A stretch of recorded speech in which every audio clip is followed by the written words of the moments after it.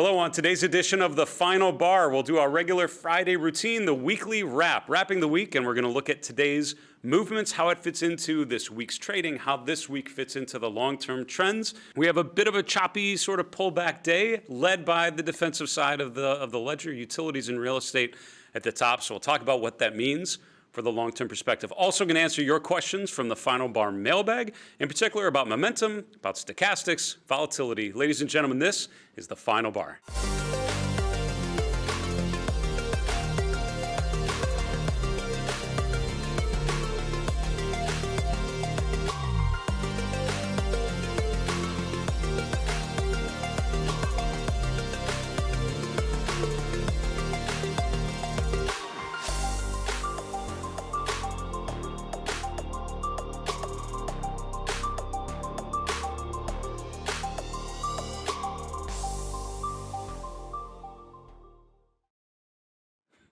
Hello, everyone. Welcome to today's edition of The Final Bar.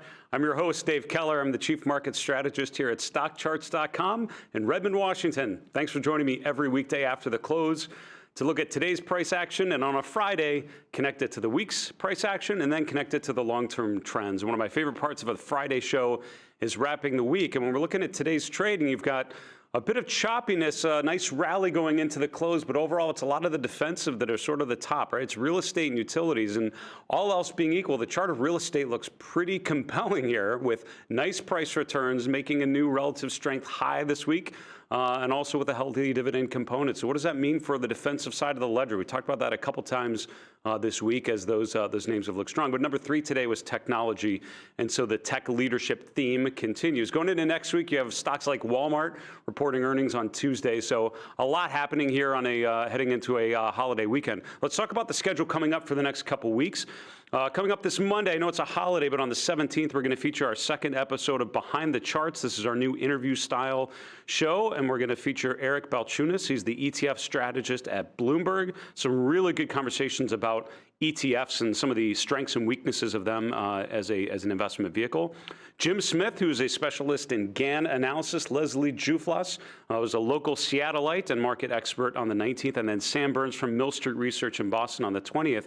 Next week after that, then, Scott Smith from Briefing.com will be joining us. So we got a lot of really good guests coming up for you in the coming weeks and coming months. So we'll look forward to featuring their commentaries for all of you. Let's get right into the market recap. So when I'm looking at the market today, as I mentioned in the introduction, I'm seeing a nice rally going into the close. A lot of things are sort of finishing. It felt like it was finishing more weak, and the Dow actually was down a healthy amount, but then recovered nicely going into the close. We talked the end of the day, the last 30 minutes is when a lot of institutions are sort of wrapping things up. A lot of ETF rebalancing, things like that has to happen.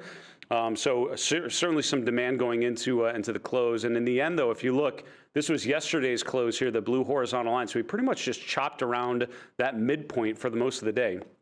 The S&P finished in the green about 0.2%, so not much, sort of flat essentially, but certainly finished strong going into the close. Mid caps down just a token amount. Small caps the worst, actually down 50 basis points. So if you look at the small cap chart, you know, it feels a lot weaker, right? You had a lot of destruction during the day, sort of rallied into the close, but overall still way below yesterday's close. So you pair that with what we see on the sector summary with real estate and utilities being number 1 and number 2.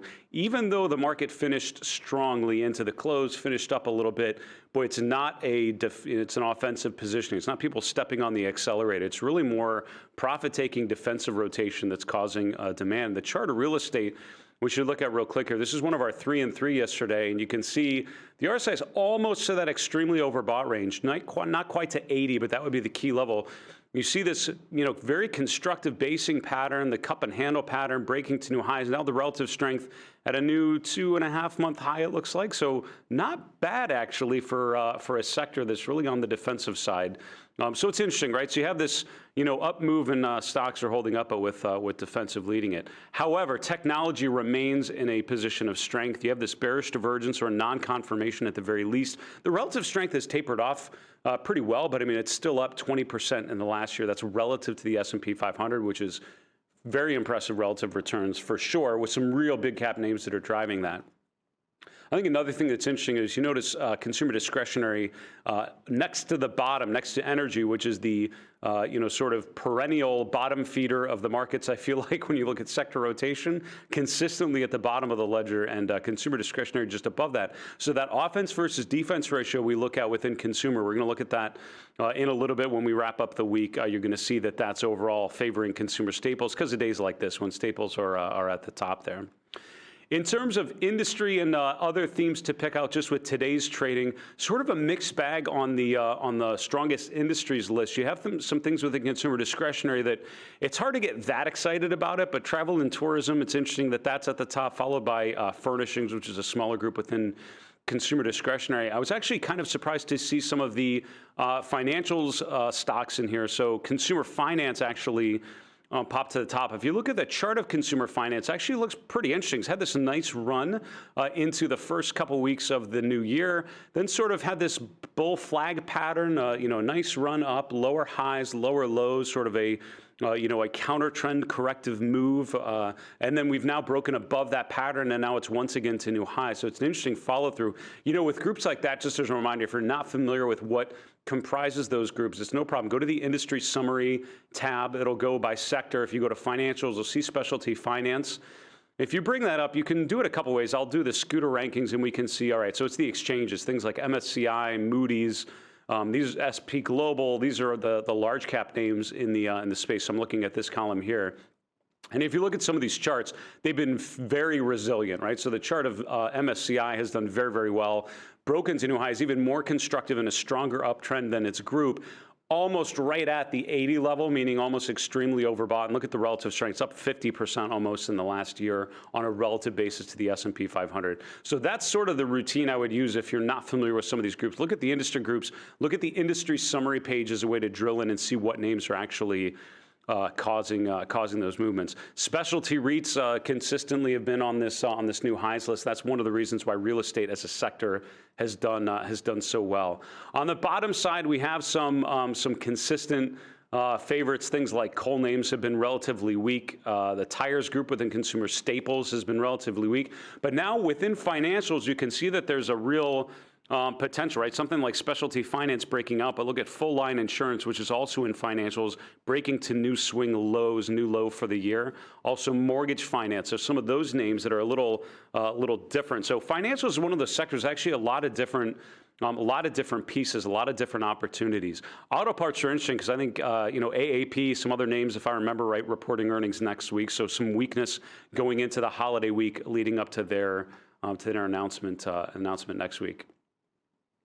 Also wanted to point out some of the stocks that are jumping up on earnings. And again, we don't have enough time on this show, unfortunately, to unpack all of those things, but something like Expedia with a huge gap up now in the in the 120s, coming up from a close around 112 yesterday. So that's a pretty decent jump in a stock there. CME is actually in a similar group to some of those exchanges that we looked at just a moment ago, and it's actually had a nice reversal. I've always talked about my sort of fat pitch chart. My idealized chart would be a nice one-year trend, sort of a weaker last month, at least a weaker couple weeks, because it shows you that there's a bit of a healthy pullback. CME is actually setting up as a really compelling idea here with a consistent resistance just above 220. We tested that in September, really set it in September, retested it at the end of January, have now pulled back to an ascending 50-day moving average, a nice bounce off sort of follow through day today. And, again, if you see it return back to that sort of 220 level, could be setting up as a nice sort of cup and handle like basing pattern, breaking to new highs. So it's an interesting name to maybe pay attention to going into next week, see if that pattern sort of follows through. That's our market recap for today. And again, as always, I feel like we have to jump around so quickly, but there are so many things to unpack. Your member dashboard is a really good place to start to have that discovery process of learning what's moving and start to dig into the why down the road. We need to move on though today, and on Friday, we like to wrap the week. That is our segment where we take a look at how this day's action fits into the week and how this week's action fits into the long-term trend. What have we done to the long-term trend following perspective? Has this made any material changes in the overall approach, overall outlook? Let's try to answer those questions. And usually what I like to do for this is go to the Mindful Investor Live chart list. This is a chart list that I maintain, and if you're not familiar with this, if you've not seen this before, If you go to StockCharts, go to the Articles tab, go up here to all the StockCharts blogs, go to mine, which is called The Mindful Investor, and you'll see live chart list, a link right at the top there. Click on that, and you can save it right to your own login. So it's an easy way to get this chart pack directly into your own StockCharts account.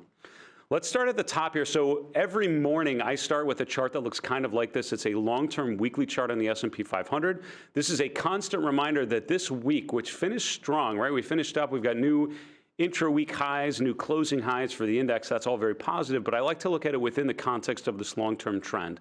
And overall on this time frame, it has been essentially an unabated uptrend for this year, at least for sure, really coming off of the December 2018 low. It's been a pretty consistent pattern of higher highs and higher lows. We've remained overall above these upward sloping moving averages. These are long-term. These are the 21 and 34-week exponential moving averages, and that's just a simple trend following mechanism to remind me that overall the bias is positive. This is the PPO, basically based on those two moving averages. So if this is above zero, they're in bullish mode. If it's below zero, they're in bearish mode. They've turned positive in mid-February of last year, and for the last 12 months have been consistently positive. A little more tactical, and sort of the first thing that would trigger on a long-term chart like this is the weekly PPO, or the weekly MACD. This is based on the traditional measurements, 12 and 26 weeks, or 12 and 26 bars. And until that breaks down, until you get a sell signal there, it tells you that the trend overall is very positive. So you can see during these periods, sort of the May, June area, also the August pullback, you can see that the weekly PPO turned negative for a bit, but then all resolved higher. So that's sort of the first warning, tells you things might be a little corrective. You see the follow through with the long-term trend following tool, and that would tell you things are really getting bad. So overall, long and strong, it's telling you to remain pretty constructive on stocks. Breadth we've looked at here, and this is the daily chart for the last year of the S&P, and then cumulative advanced decline lines for the S&P 500, which made another weekly high this week. If we look down at the New York Stock Exchange at the mid-cap index, I've color-coded them sort of this yellow neutral color because they pulled back a little bit. They'd gone to a new swing low, but now back within this range. So if they would break above their previous high from the second or third week in January, I'd flip them back to positive, but overall still sort of a neutral territory. And I've actually turned the small cap version back to neutral as well, because it's come back very nicely. So, the end of last month, end of January, these all felt like they were getting kind of negative, but now all of a sudden you see them start to turn back up. So overall, feeling a little more constructive, or maybe less destructive than they did a couple weeks ago. So that's worth noting. In terms of new highs, this is not updated for today, so this is just going to go through Thursday of this week, but you can see that there have been a consistent number of new highs. So just like the S&P's making new highs, there are plenty of stocks also making new highs. So yesterday, for example, S&P with the new intraday high, 70 out of the 500 S&P names, also a new 52-week high on a closing basis. So overall, plenty of support really, and very few stocks by either measure making new lows. So it tells you that overall it's been pretty consistent here. We talked about the AAII rankings yesterday. This is the survey data for individual investors, if you're bullish, bearish, or neutral on stocks for the next 6 months. And I thought it was really interesting this week to note the big jump. Last week, they were pretty much flat, dead even between bulls and bears, around 30, 32%. Now that has completely switched. And this week, based on the strength that we saw through Thursday, this comes out Thursday, this came out yesterday, you now have 41% of respondents that are bullish, up from about 32%. So that's tilted it. There are 15% more bulls than bears, which is a pretty big jump from being dead even last week to definitely favoring the bullish side. So a lot of people sort of buying into the rally that we saw this week. I wanted to point this out. This is looking at the ratio of consumer discretionary versus consumer staples. And again, the ratio here at the top has broken to a new swing high, but that's driven from a small number of mega cap names. So Amazon is a huge weighting on this ratio. If you look at the equal weighted version, so equal weighting all the stocks in both sectors, it's still actually in a weaker position. So I think this speaks more to the strength of some of the mega cap consumer discretionary names as opposed to a broad-based move to consumer discretionary, still favoring consumer staples over time. So an interesting stock picking theme there. Semiconductors are a great leading indicator we like to use, thinking of long-term movements. When this group does well, the market tends to do pretty well. It did not make a new high this week, sort of a couple weeks ago. We've not eclipsed that high, but overall back up to that strong point. So certainly suggesting that group is just fine. This is looking at the momentum trade. So momentum, the factor ETF relative to the S&P 500, that actually has been in a pretty constructive mode for the year, right? Sort of bottomed out at the end of last year and has been in a pretty good rally mode. So that, generally speaking, is trend following on large cap names, and that's sort of working here.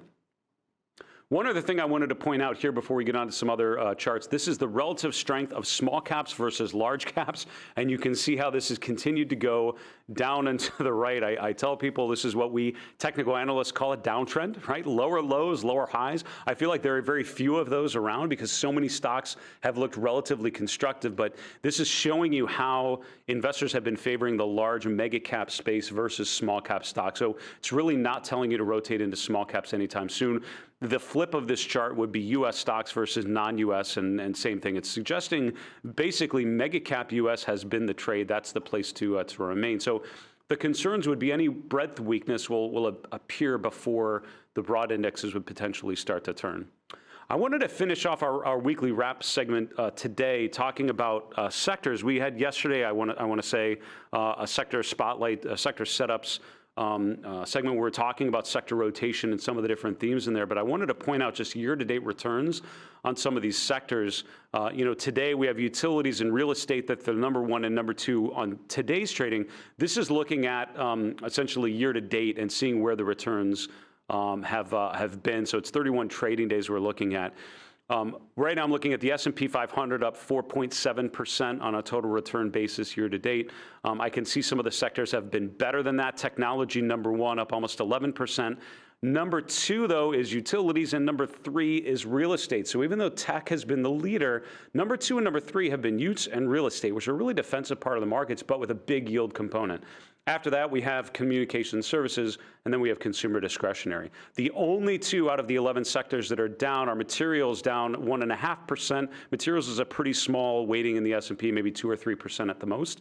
And then energy is really the big loser, down 8.6%. So if we standardize this using the perf chart for the S&P 500, and I've now put that at 0 and looking at all the relative returns to the benchmark, you can see which sectors are up. So the leadership, the positive returns, the outperformance has come essentially from three sectors, from tech, utilities, and real estate. The real drags on performance have been materials, financials, energy. So these perf charts are actually really interesting to dig into, especially as the year goes on. You can start to look at year-to-date returns and see, and because so much of the market pivoted, so many themes changed at the beginning of January, it's a really good time to look at year-to-date performance charts. That is our wrap for this week. We're going to take a quick commercial break, back answering your questions from the Final Bar mailbag. We'll see you in a minute.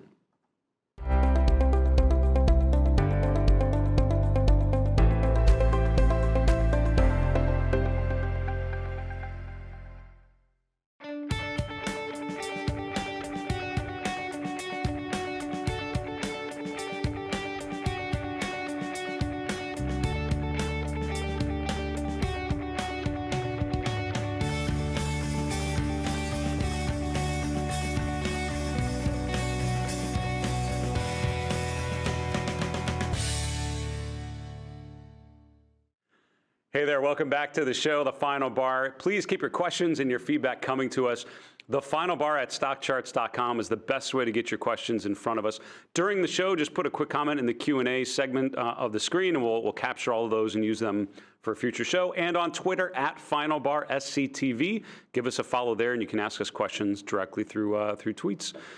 Wanted to go right into the Final Bar mailbag. What I love about this show is keeping it interactive, answering some of your questions. So I'm going to try to get through 3 or 4 questions here today. These all have come from you in the last day or two. So thanks again to everyone for sending questions in. Please keep them coming.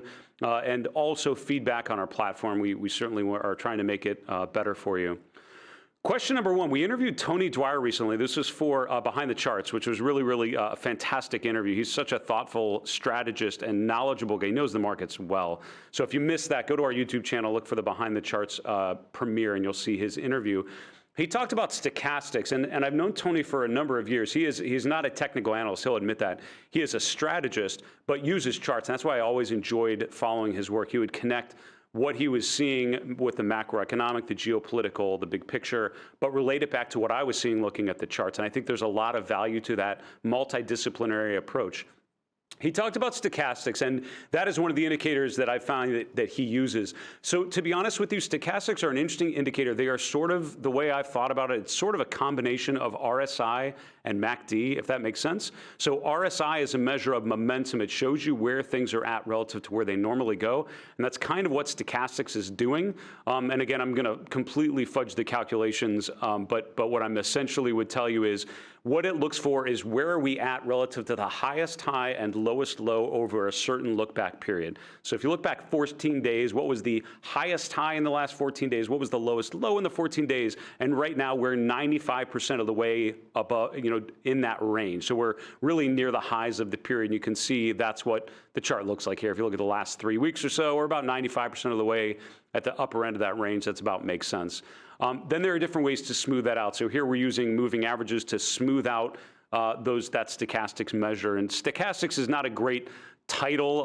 There's a whole story that we can't get into about how it was named that way. And if you're a scientist and if you've heard the phrase stochastics, it has nothing to do with what I just explained, but this is how people use it. So it uses the momentum characteristics of RSI, where are we at relative to that range, but it also has more of a trend following component because you're looking at the signal of when these two cross one another, which is exactly how MACD is calculated, or PPO, where you have the indicator and then a signal line you're crossing up and down through it. So it's an interesting indicator, and I know a lot of people, Tony, Katie Stockton comes to mind, that use stochastics pretty often, and that's why it's sort of a best of both worlds.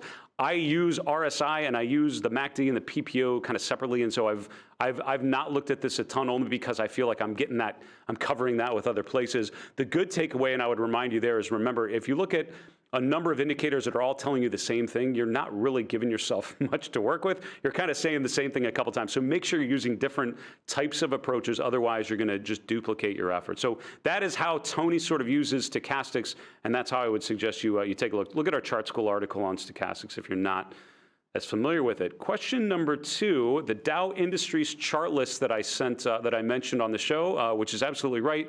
This is this one down here on my member dashboard. This is a chart list that I set up and looked at this. And the question was, using it in other places. It's actually a really good point.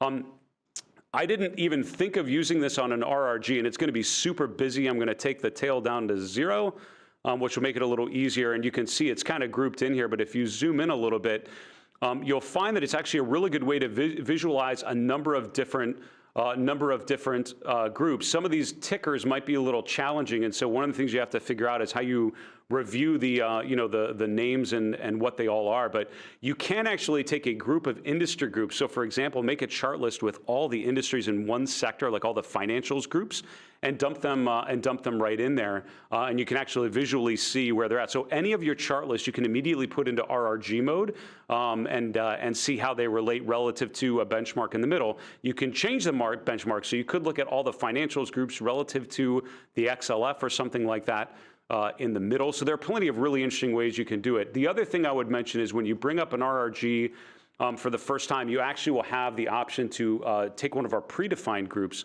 and the sectors and other things are already in there. So there are a lot of pre-canned RRG groups that you can pay attention to. But just remember, you're absolutely right. You can take any of these chart lists that you're using, like the global equity ETFs, go right on View As, put it in an RRG, and it's a great way to visualize how they're moving relative to one another. So great question. That's kind of how I would do that. The third question, I talked about screening for momentum. We talked about this earlier in the week. We talked about the scanning engine, and this actually led to a number of really good questions from everyone. One in particular was about screening on the scooter rankings, and I'm not going to take the time to show you all that, but I think that's a really good idea. The scooter rankings are a trend following tool, right? It's basically showing you measuring all of the stocks in a certain group by percentile ranking. So if you go here to Charts and Tools and go to the scooter reports, a lot of times we use these on our weekly rack segment. You can go large cap stocks, you can say US ETFs, you can do US industries, whatever you want. These are all the buckets, the universes that we compare and we create these rankings. Because they're percentile rankings, you have to define the group and then rank them from first percentile up to 99th percentile. But what you can actually do is screen for these. So you can say, I only want stocks with a scooter ranking in the top 10% or something, a scooter ranking above 90. I think that's a fantastic way to screen for momentum. So besides just rate of change, relative strength, some of the things that we've talked about, that's another really good way to do that. So if you look at a universe and screen for the strongest scooter rankings, you're going to have the ones that are in the strongest relative position for shorts. That's another way to really do it. Final question, please consider including volatility into the new symbol summary page. That's actually a really decent idea. We'll take a look at that. Let's see, we look at Ford.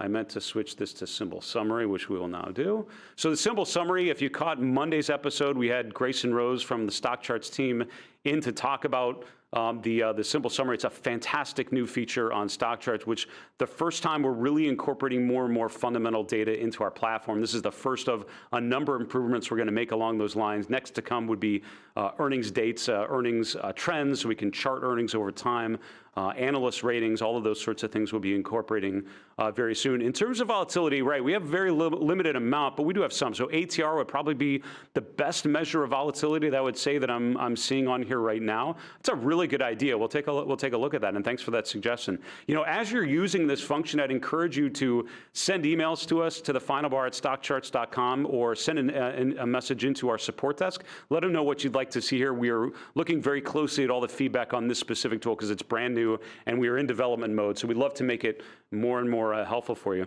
So those are 4 questions. Thank you all so much for sending those in. Those are from the last couple days from each of you. So I appreciate you watching. I appreciate you sending in some questions for us. We are at the end of the show and we need to go to the 3 and 3. So at the end of every show, 3 charts in 3 minutes.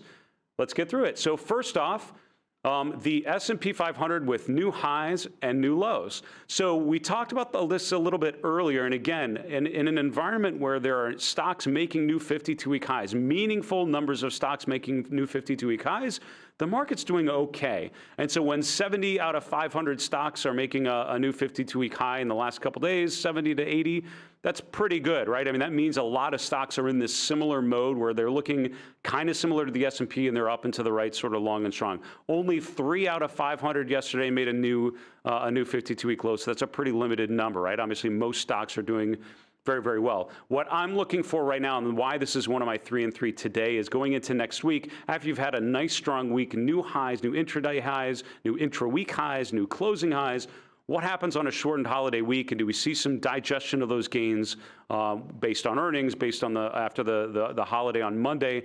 And that's going to be the question. So looking to see if this line continues lower, similar to what we saw here in mid-January, which sort of suggests we would have a pullback to the 50-day. So that's why this is chart number 1 for us.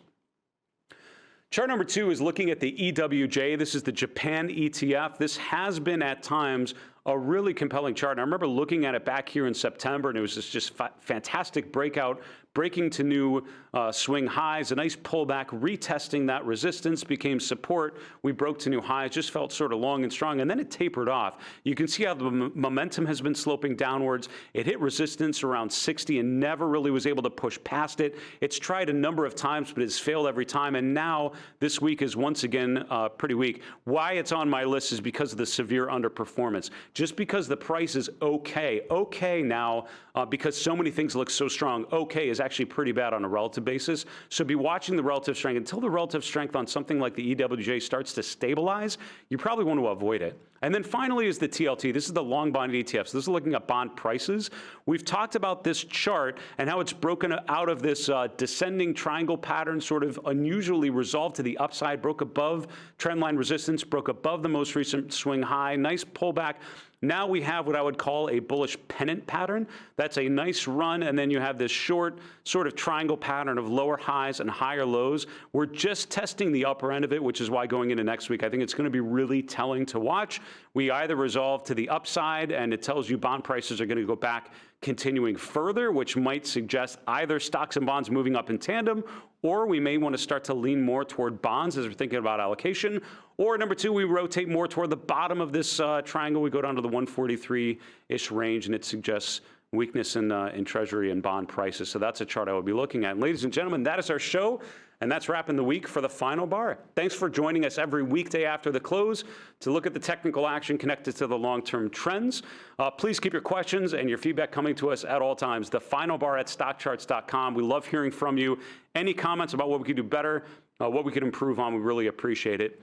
Look at our YouTube channel. If you go to YouTube and look for the StockCharts channel, we do a YouTube live Q&A every Thursday morning around 10:30. So if you subscribe to the channel, hit notifications, you'll get a little ding on your phone on the website when we're answering questions live. For StockCharts.com in Redmond, Washington, I'm Dave Keller. Have a good weekend.